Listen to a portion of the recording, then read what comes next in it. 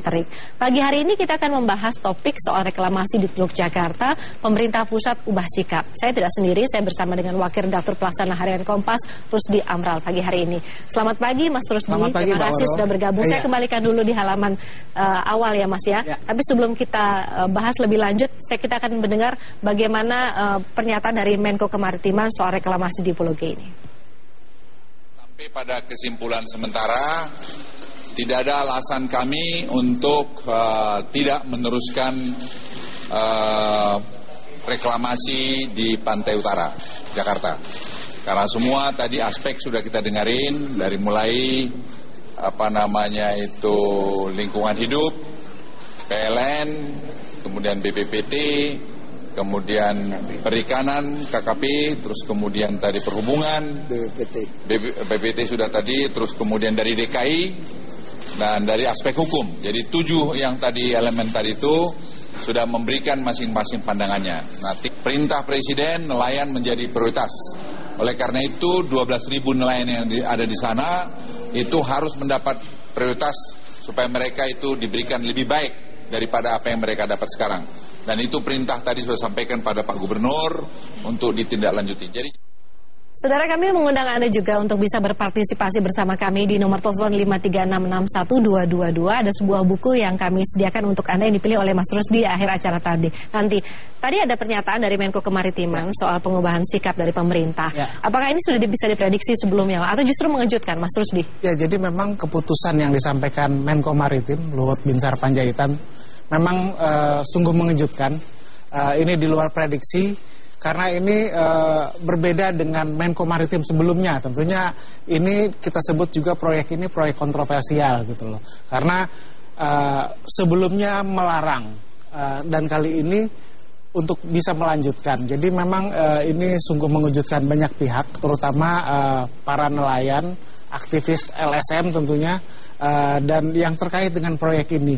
Dan ini kita harapkan juga proyek ini juga benar-benar bisa terwujud tentunya kalau memang diteruskan, tetapi juga mengakomodir persoalan-persoalan lingkungan hidup, persoalan perhubungan, persoalan perikanan tentunya, dan kepentingan Pemprov DKI itu sendiri. Jadi kepentingan untuk Jakarta sendiri yang menguntungkan dan juga untuk nelayan tidak boleh ditinggalkan. Tapi sebetulnya apa sih yang melatar belakangi pengubahan sikap dari pemerintah ini, Mas?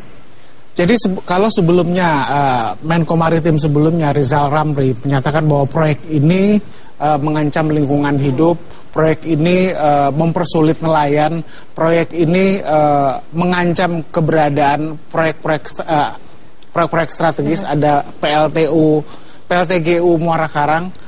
Tetapi dalam kajian-kajian oleh Menko Maritim yang baru bahwa hal itu semua sudah didengar dan sudah dikaji dan tidak ada alasan untuk tidak melanjutkan. Artinya semua persoalan-persoalan sudah terjawab oleh Menko Maritim yang baru.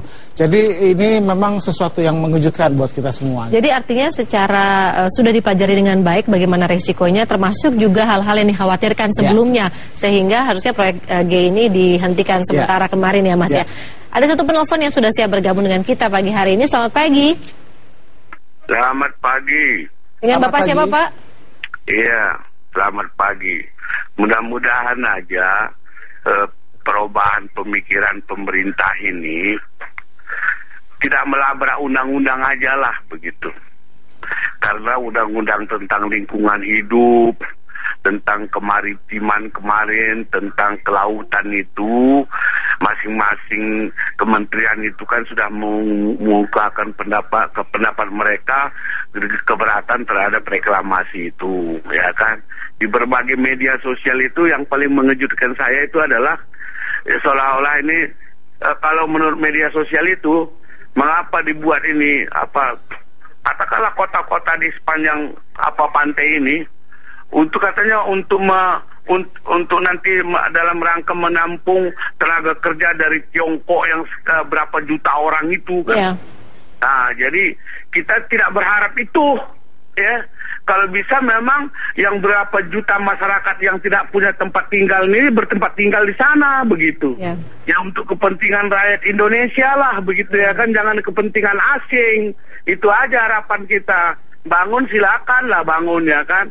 tetapi jangan menimbulkan gejolak. Yang gejolak itu mendatangkan warga negara asing untuk tinggal di sana begitu, dalam rangka macam-macam termasuk MEA. Ya. Baik, terputus. Terima kasih Pak Arifin dari Bandung, Jawa Barat. Selanjutnya ada Pak Haryanto dari Tangerang, Banten. Selamat pagi Pak Haryanto. Selamat pagi, Assalamualaikum. Waalaikumsalam. Silakan Pak. Ini saya singkat saja, ini Teluk Jakarta ini sebetulnya bukan direklamasi, tapi direhabilitasi. Karena apa? Habitat laut di situ juga bisa untuk menumpang kehidupan nelayan di sekitar situ. Juga ini apa? Kalau direhabilitasi semuanya bisa menikmatin. Karena apa? Ini karena korporasi yang kadang-kadang kita tidak tahu apa kong-kali-kong dengan apalagi tertangkapnya maaf aja ini Bapak Sanusi. Itu juga kan termasuk juga kong-kali-kong karena apa? Untuk memenuhi kebutuhan segelintir orang aja. Tapi sebagian banyak yang hidup di situ, nelayan dan juga masyarakat lainnya, bisa untuk menikmati kalau direhabilitasi. Karena apa? Habitat laut terjaga, lingkungan terjaga, ekologi laut juga terjaga. Ini juga apa? Untuk paru-paru ibu kota yang datang dari pantai utara bisa terjaga semuanya. Itulah yang saya harapkan. Assalamualaikum warahmatullahi wabarakatuh. Waalaikumsalam warahmatullahi wabarakatuh. Silakan Mas, langsung tanggapannya. Ya, jadi memang proyek ini tentu sangat kontroversi sekali ya. Jadi memang kita tahu sendiri bahwa proyek ini juga sedang dalam proses pengadilan. Betul. Artinya sudah dalam putusan dalam pengadilan tata usaha negara bahwa proyek ini harus dihentikan. Dan sekarang banding ya. Dan tentu belum ada keputusan yang mengikat gitu loh. Kemudian juga kontroversi yang lainnya, proyek ini mengapa begitu cepat terburu-buru untuk diumumkan bahwa ini akan dilanjutkan, sementara proyek ini masih menunggu lagi kajian tentang pengembangan kawasan pesisir terpadu ibu kota nasional gitu loh. Jadi yang akan membangun semacam tanggul raksasa, giant sea wall gitu loh. Yang itu baru akan kajiannya baru akan diumumkan bulan Oktober gitu loh. Jadi memang ini ada beberapa hal yang menjadi pertanyaan banyak masyarakat tentunya. Tetapi dengan diputuskan ini juga kita harapkan tadi bahwa tidak hanya reklamasi tetapi juga melakukan rehabilitasi. Artinya rehabilitasi terhadap sosial masyarakat setempat. Ya, betul. Nelayan-nelayan tentu ditempatkan pada tempat yang lebih baik dari yang sebelumnya. Termasuk juga fasilitas untuk menangkap ikan, juga termasuk pemukimannya. Ya. Jadi tidak hanya menguntungkan orang yang kaya, tetapi dari proyek ini juga diharapkan mereka mampu mendapatkan tempat pemukiman yang lebih layak dan untuk melaut yang lebih modern gitu. Tapi soal rehabilitasi lingkungan ini sendiri, apakah dari pihak-pihak yang peduli akan lingkungan dan juga nelayan sendiri diikut libatkan dalam keputusan ini, Mas? Jadi memang salah satu persoalan serius dari proyek reklamasi ini memang transparansi. Masyarakat merasa tidak dilibatkan dalam hal menganalisis dampak lingkungan. Ini yang menjadi gejolak gitu loh. Masyarakat tidak tahu dan tidak terlibat untuk proses-proses perizinan terkait dengan lingkungan. Ini yang membuat tekanan terhadap proyek ini bertambah kuat gitu. Baik. Nah, tadi di halaman 15 juga dibahas tentang bagaimana pihak pengembang dalam hal ini Agung Podomoro Land mau mengikuti apa yang diwajibkan pada mereka seperti pembangunan rusun dan sebagainya. Tapi apakah kemudian pembangunan rusun ini sudah cukup memuaskan bagi nelayan? Tapi nanti jawabannya kita jeda dulu ya Mas ya. Tetap bersama kami saudara di Kompas Pagi.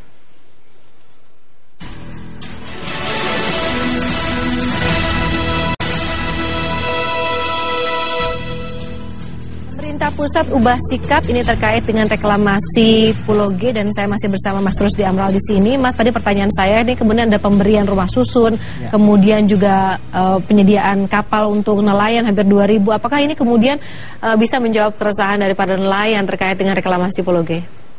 Ya, sepanjang janji itu ditepati dengan tepat waktu, saya kira ini merupakan jawaban juga. Tetapi kita tahu sendiri proyek-proyek pemerintah itu selalu juga waktunya molor dan ini akan membuat gejolak gitu.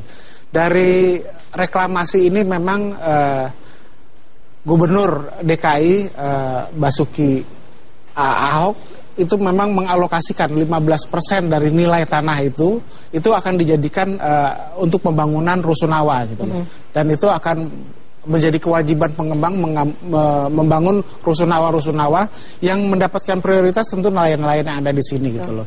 Tetapi juga di sini nelayan ada 12.000 nelayan gitu loh. Tentu tidak mudah pengadaannya, termasuk juga pengadaan kapalnya. Apalagi dijanjikan kapal yang akan diberikan bantuan, kapal yang bisa sampai ke Natuna, begitu jauh jarak tempuhnya. Dan tentu kapal itu tentu kapal yang lebih modern. Dan ini juga mungkin bukan sesuatu yang mudah atau sederhana buat nelayan mengoperasikan kapal yang semodern itu gitu. Jadi ini mungkin bisa menjadi perbaikan untuk nelayan, tapi nanti mekanismenya seperti apa harus dikaji ulang lagi, dan yang pasti jangan sampai molor ya Mas ya proyek ini, karena ini juga akan menimbulkan gejolak. Tapi tampaknya persoalan reklamasi ini tidak hanya menarik perhatian warga Jakarta dan sekitarnya. Ini di Ambon, Pak Ahiru juga sudah siap bergabung pagi hari ini. Selamat pagi Pak Ahiru. Selamat pagi. Pagi Pak Ahiru. Silakan Pak. Ya, terima kasih. Lama baru nyambung ini dari Ambon. Ya begini, sebenarnya apapun yang dilakukan oleh pemerintah daerah maupun pusat, yang penting intinya adalah demi kesejahteraan bangsa Indonesia. Selama kesejahteraan bangsa Indonesia, saya kira tidak ada permasalahan. Tapi kalau lebih banyak yang menolak, termasuk reklamasi itu, ada kemungkinan-kemungkinan, kepentingan-kepentingan di dalamnya yang nekat membangun atau bikin reklamasi itu untuk kepentingan lainnya, itu artinya kepentingan. Kemudian jangan diabaikan kepentingan lain, yaitu kepentingan nelayan. Kemudian mungkin ada solusi sekarang. Kalau kita dulu kenal namanya transmigrasi untuk membuka perkebunan, mungkin perlu dipikirkan sekarang untuk relokasi atau perpindahan penduduk itu nelayan. Nelayan yang ada jangan dipaksakan tinggal di Jakarta umpamanya. Daya tangkapan sudah kurang juga, pemukiman sudah kurang. Kenapa tidak direncanakan secara nasional? Ambon kan Indonesia juga. Kenapa tidak 12.000 itu dibawa ke Seram saja? Dibikinkan serusan di pinggir laut di sana. Pasti mereka sejahtera. Tangkapannya juga banyak. Meskipun tiap minggu mau ke Jakarta, kalau tangkapan banyak bisa kan hasilnya lah melimpah. Daripada jadi saya kira untuk nelayan ini atau reklamasi harus dirumuskan secara nasional. Jangan hanya seperti miliknya saja orang Jakarta, tapi itu kepentingan-kepentingan itu harus dirumuskan secara nasional. Jangan sampai umpamanya dengan demikian bisa juga mensejahterakan rakyat atau masyarakat yang ada di tempat tujuan tersebut. Seperti Ambon, NTT atau daerah lain yang banyak daerah tangkapannya yang masih butuh nelayan-nelayan profesional. Terima kasih. Terima kasih Pak Ahiru. Menarik sekali masukan dari Pak Ahiru. Tapi sebelum kita bahas, ada Pak Jimmy di Semarang, Jawa Tengah. Selamat pagi Pak Jimmy. Selamat pagi Pak Woro, selamat pagi Pak Rusdi. Selamat pagi Pak Jimmy. Ya, selamat pagi.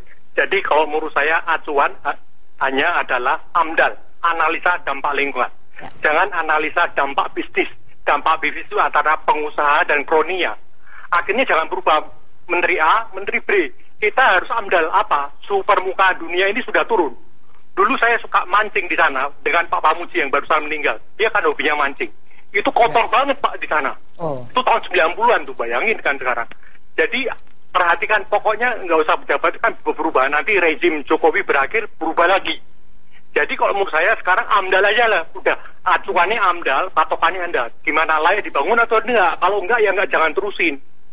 Itu karena di sana tuh kadar merkurinya tuh udah tinggi, ikan mati, nggak bisa, nggak layak gitu. Jadi kembalikan ke fungsi semula. Jadi biarkan seperti Tuhan menceritakan ketika dunia mula-mula awal gitu kan. Natur kan alami. Biarkan mereka berkembang, semua makhluk hidup berhak hidup, habitat ekosistem itu bisa hidup di sana. Jadi patokannya sekarang daripada pejabat ngomong A, pejabat ngomong B, AMDAL sudah analisa dampak lingkungan. Jadi hanya berpegang pada satu itu saja ya. Pejabat ya. Terima kasih Pak Jimmy dari Semarang, Jawa Tengah. Pak Jimmy menyatakan berpegang saja pada AMDAL, tidak perlu kepentingan karena nanti setiap pemerintahan pasti akan berubah. Kemudian ada masukan yang menarik dari Pak Ahiru. Kenapa tidak dipindahkan saja? Karena mungkin juga ketersediaan ikannya juga akan terbatas. Kondisinya tadi juga diperkuat dengan pernyataan Pak Jimmy bahwa juga sudah tidak layak atau terlalu banyak ikannya. Bagaimana Mas? Ya, jadi memang tidak bisa kita kesampingkan bahwa proyek reklamasi pantai utara Jakarta ini memang syarat dengan kepentingan. Kita tahu yang akan direklamasi itu ada 17 pulau. Kalau digabungkan 17 pulau itu luasannya 51.000 hektar. Jadi luasnya lebih luas dari luas kota Sukabumi tentunya. Jadi memang di situ juga kita tahu bahwa mengapa ini menjadi syarat kepentingan, ini terkait dengan market yang luar biasa gitu loh. Pasar yang untuk high class, pasar yang bayangkan untuk Pulau G saja tahun 2013 sudah dipasarkan ukuran 20 kali 10 meter persegi saja itu harganya sampai 9,9 miliar rupiah gitu. Jadi memang untuk masyarakat menengah ke atas lah ini kawasan ini. Dan tentu saja dampak bisnis di sini mengalahkan dari dampak lingkungannya. Padahal dampak lingkungan sangat penting.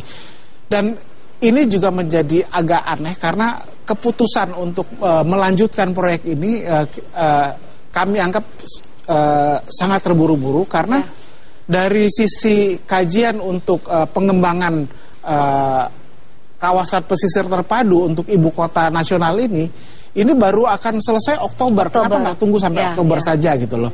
Dan juga ini dalam proses hukum gitu loh, bahwa PT Tunnya belum selesai dan belum ada kekuatan hukum yang mengikat gitu loh. Proyek ini kita lihat juga mengapa banyak kepentingan. Kita tahu bahwa proyek ini menjadi kontroversial dan menjadi hangat di masyarakat. Ini akan memakan korban dari elit politik. Kita tahu juga Ketua Komisi DPRD juga terkait dengan ini dan kena dengan operasi tangkap tangan. Dan ini menjadi menarik semua gitu loh.